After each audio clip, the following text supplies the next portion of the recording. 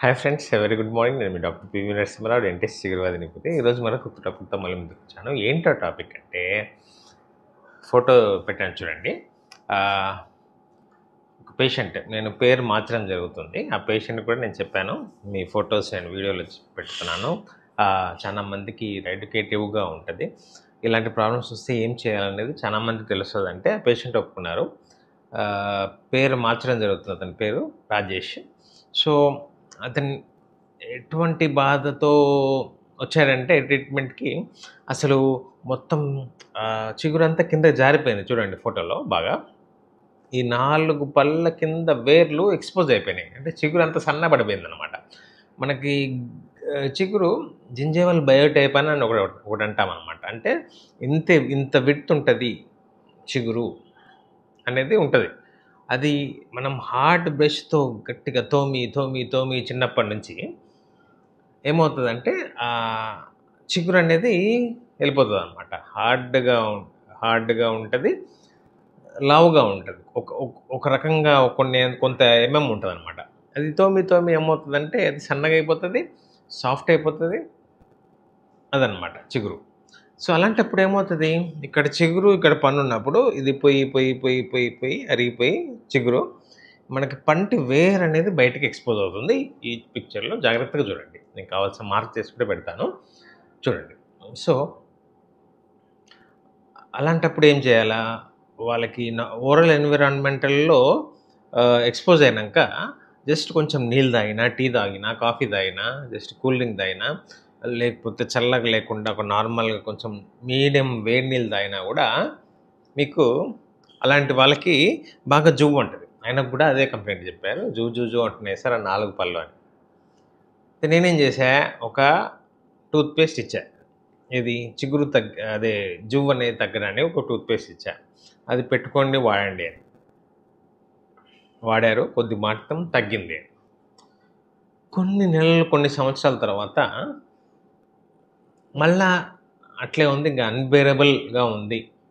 అంటే అప్పుడేం చేశాము, ఫస్ట్ ఇనీషియల్‌గా మనం ఎక్కువ డబ్బులు ఖర్చు కాకుండా, పెద్ద ప్రొసీజర్ కాకుండా మనము ఒక పేస్ట్‌తో స్టాప్ చేయడానికి ట్రై చేశాం. అది అవ్వకపోతే కొన్ని ఇయర్స్ తర్వాత ఏమైందంటే, బాగా ఎక్స్‌పోజ్ అయ్యి, ఆ వేరు బయటికి ఎక్స్‌పోజ్ అయ్యి, బయట ఎన్విరాన్మెంట్‌కి ఎక్స్‌పోజ్ అయ్యి ఏమవుతుందంటే అని బాగా ఎక్కువ పెరిగిపోయింది. నొప్పి రావడం కూడా స్టార్ట్ అయింది. సో అప్పుడు మనం ఆ 4 పళ్ళకి రూట్ కెనాల్ అనేది చేసేసి పైన క్యాప్స్ అనేది వేసాం. ఇప్పుడు హ్యాపీగా ఉన్నాడు. అలాగే అదే పంటి లోపట చూడండి, ఆయనకి విపరీతమైన గార ఫామ్ అయిపోయింది.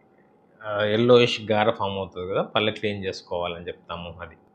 సో అలా గార ఫామ్ అయిపోయినప్పుడు నేను మొత్తం పళ్ళంతా క్లీన్ చేశాక చూడండి, ఫోటో చూడండి, పంటికి చిగురికి మధ్యలో గ్యాప్ అనేది ఎంత బాగా ఫామ్ అయిపోయింది చూడండి.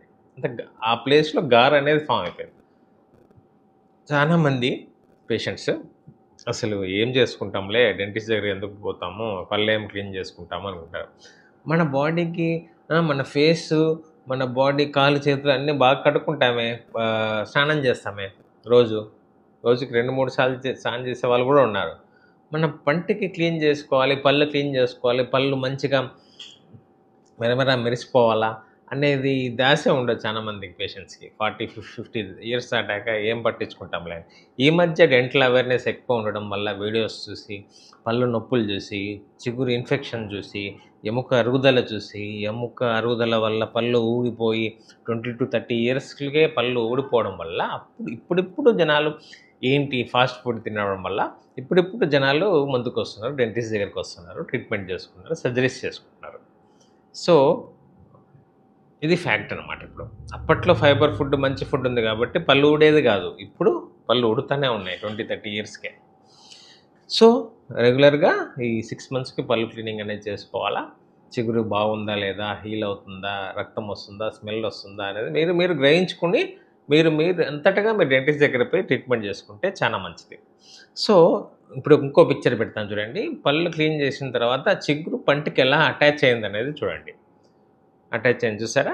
సో అలాగా నీట్‌గా ఈ పంటికి, చిగురికి మధ్యలో ఎప్పుడు గాని ఈ మధ్యలో గార అనేది ఉండకూడదు. గార ఉందంటే అది చాలా మట్టుకి అబ్స్ట్రక్ట్ చేస్తది. బ్లడ్ సప్లైని అబ్స్ట్రక్ట్ చేస్తది. మనం తినే టీ, కాఫీ ఏదన్నా టేస్టీ ఫుడ్ తినాలన్నా అది టేస్ట్ అబ్స్ట్రక్ట్ చేస్తది. అంటే టేస్ట్ రానీయకుండా చేస్తుంది మీకు సరింగా. సో, బ్లడ్ సర్క్యులేషన్ అదంతా వదిలేసేయండి. టేస్ట్ వదిలేసేయండి. అసలు ఆ గారెలో ఏముంటది? మైక్రో ఆర్గానిజమ్స్ ఉంటాయి. ఆ మైక్రో ఆర్గానిజమ్స్ పోయి చిగురిని బ్లడ్ సప్లై నుంచి పోయి మీకు హార్ట్ ప్రాబ్లమ్ చేయొచ్చు, పల్మనరీ ప్రాబ్లమ్ చేయొచ్చు. లేబర్ ఉన్నప్పుడు లేడీస్‌కి ముందే బర్త్ అయ్యేలాగా చేయొచ్చు. ప్రీటర్మ్ లో బర్త్ అంటారనమాట. అంటే ముందే 9 మంత్స్ కాకముందే పిల్లలు పుడతారు. పుట్టినా గూడా తక్కువ వెయిట్‌లతో పుడతారు. అంటే ఇలాంటి గారెలో ఉన్న మైక్రో ఆర్గానిజమ్స్ బ్లడ్ సప్లైలోకే ఎళ్తాయి. సో, ఈ గారెలో ఉన్న క్రిములు ఎప్పుడు కానీ చిగురిని అరగదీస్తాయి. ఎముకను గూడా అరగదీస్తా ఉంటాయి. ఎముక అరుగుతేస్తే ఇంకేమవుతది? పళ్ళనేది లూజ్ అయ్యి మన చేతిలోకొస్తాయి. సో, ఈ పేషెంట్‌కి రాజేష్ అనే పేషెంట్‌కి ఏమైందంటే ఇక్కడ పన్ను, ఇక్కడ ఎముక కరెక్ట్‌గా ఉండాల. ఇది క్రౌన్ పార్ట్, ఇది రూట్ పార్ట్, ఇక్కడ ఎముక ఉండాల. రూట్‌ని పట్టుకొని ఉండాల. కానీ ఎముక ఎక్కడుంది? ఇంత కిందకి జారిపోయింది. అంటే సగం రూట్ బయటుంది. సగం రూట్‌నే పట్టుకుంది ఎముక. Bone surface. సో, 50% ఉంది కాబట్టి సో, రూట్ కెనాల్ చేసి క్యాప్ ఏసుకొని హ్యాపీగా ఉన్నాడు. సో, ఇది నేను పేషెంట్ వచ్చారు కాబట్టి నా క్లినిక్ చెప్తున్నాను. ఫోటోగ్రాఫ్స్ తీసి మీకు చెప్తున్నాను. ఎడ్యుకేటివ్ వీడియో అనమాట ఇది. దయచేసి సాఫ్ట్ బ్రష్ వాడండి. వర్టికల్‌గా బ్రష్ చేయండి. హార్డ్‌గా హారిజాంటల్‌గా బ్రష్ చేయొద్దు. హార్డ్ బ్రష్ వాడొద్దు. ఇలా లేకపోతే ఇలాంటి రాజేష్ అనే కండిషన్ మీకు వస్తదనమాట. ఇది చిగురు అరిగిపోయి పంటి వేర్ అనేది బయటికి ఎక్స్‌పోజ్ అవుతూ ఉంటుంది. సో, రెగ్యులర్‌గా పళ్ళు అనేది క్లీన్ చేసుకోండి 6 మంత్స్‌కి ఒకసారి. సో, ఇదే నేను చెప్పదలుచుకునేది. సో, బీ హ్యాపీ అండి. ఈ ఇన్ఫర్మేషన్ నచ్చినట్లయితే లైక్ చేయండి. మీ ఫ్రెండ్స్, ఫ్యామిలీకి కూడా షేర్ చేయండి. మరిన్ని ఇన్ఫర్మేటివ్ వీడియోతో మళ్ళీ మీ ముందుకు వస్తుంటాను. This is doctor P V Narasimha Rao, dentist. Be happy, take care, have an healthy food. Bye.